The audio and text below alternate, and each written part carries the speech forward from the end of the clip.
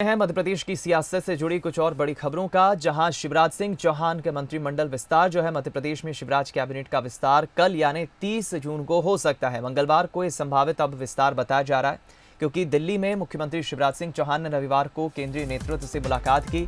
और लगभग अब सहमति बन चुकी है नामों पर। आज सिंधिया से भी मुलाकात शिवराज सिंह चौहान कर सकते हैं। इधर सिंधिया समर्थकों के नाम और विभागों पर चर्चा हो सकती है। रविवार को ही हमने आपको बताया जिस तरह गृह मंत्री अमित शाह, जेपी नड्डा और पीएल संतोष से मुलाकात हुई है। और अब इस पूरे मसले पर अब ये खबरें हैं कि शिवराज सिंह चौहान ने जो संगठन के साथ मिलकर नाम तय किए थे उन पर केंद्रीय नेतृत्व के साथ बातचीत हुई और अब सहमति बन गई है।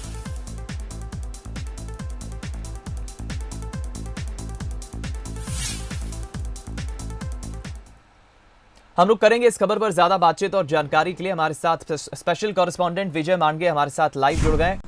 विजय, जरा बताइए कि अब क्या माना जाए कि कल यानी 30 जून तक मंगलवार तक संभावित कैबिनेट विस्तार हो जाएगा और क्या आनंदीबेन पटेल अब शपथ दिलाएंगी, क्योंकि लगभग नामों पर तो सहमति बन गई और मुलाकात भी अब दिल्ली में केंद्रीय नेतृत्व से शिवराज की हो गई है। बिल्कुल, और ये तय माना जा रहा है कि 30 जून को शाम को 5 बजे कैबिनेट विस्तार हो सकता है और जिसका मैं कहूँगा कि बहुप्रतीक्षित ये सियासी गलियारों में कैबिनेट विस्तार था, क्योंकि इस समय जो सरकार चौथी बार बीजेपी की बनी है मध्य प्रदेश में, वो कुछ अलग राजनीतिक समीकरणों के साथ बनी है। ज्योतिरादित्य सिंधिया के बीजेपी में शामिल होने के बाद, कांग्रेस छोड़ने के बाद ये जो तमाम सारे हालात बने हैं, उसमें ज्योतिरादित्य सिंधिया जो समर्थक विधायक, पूर्व विधायक है और उनके जो नेता हैं, उन्हें मंत्रिमंडल में शामिल किया जाना है और इसी वजह से काफ़ी मशक्क़त हुई है दीपक नामों को तय करने के लिए, क्योंकि शुरुआत में अब चूँकि कोरोना संक्रमण काल भी था और इसी वजह से डिले जो हुआ है मंत्रिमंडल के, एक तो गठन में भी डिले हुआ और उसके बाद अब विस्तार में भी जो डिले हुआ है, क्योंकि सबसे पहली प्रायोरिटी जो थी वो कोरोना संक्रमण से निपटने की थी सरकार की। इसलिए जितने ज़रूरी विभागों के मंत्री थे उतने विभागों के मंत्रियों को बनाया गया और अब एक फुल फ्लेज जिसे हम कहेंगे कि मंत्रिमंडल सामने आ सकता है और इसमें 25 मंत्री शपथ ले सकते हैं। उसमें से 10 जो है वो सिंधिया कोटे के मंत्री हो सकते हैं और बाकी 15 जो है वो बीजेपी कोटे के मंत्री हो सकते हैं। तो ये जो नाम है वो करीब करीब सभी के सामने है। कुछ पुरानी टीम जो शिवराज सिंह चौहान की 3 बार के मुख्यमंत्री थे, उनकी पुरानी टीम के कुछ सदस्य हैं वो इस कैबिनेट में शामिल हो सकते हैं। कुछ नए चेहरों को शामिल किया जा सकता है, खासतौर पर मैं बीजेपी की बात करूं। और जातिगत और क्षेत्रीय आधार इसका एक बहुत बड़ा है, उसको ध्यान में रखते हुए ये कैबिनेट विस्तार हो सकता है। और दूसरा, सिंधिया खेमे के जितने जो 10 नाम सामने आ रहे हैं, 9 या 10 नाम सामने आ सकते हैं, तो ये वही लोग हैं जिन्होंने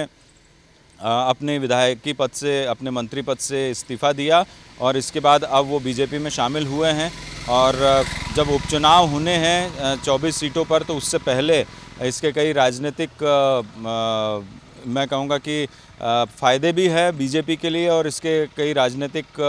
मायने भी है। तो इसी वजह से अब ये मंत्रिमंडल विस्तार बेहद ज़रूरी होता है, क्योंकि ये माना जा रहा है कि सब कुछ ठीक रहा तो सितंबर में उपचुनाव के लिए अधिसूचना जारी हो सकती है, सितंबर या अक्टूबर में बिहार चुनाव के साथ ही। तो ये तमाम सारे जो राजनीतिक परिस्थितियाँ, तमाम सारे जो समीकरण हैं, उसको देखते हुए ये मंत्रिमंडल विस्तार जो है अब उस पर उसकी जो अटकलें अब तक केवल लगती थी, दिल्ली में नेताओं से मुलाकात और आज जिस तरह से ज्योतिरादित्य सिंधिया के साथ सीएम शिवराज की मुलाकात हो रही है, तो उसके बाद अब लगभग सभी नाम तय कर लिए जाएंगे और 30 जून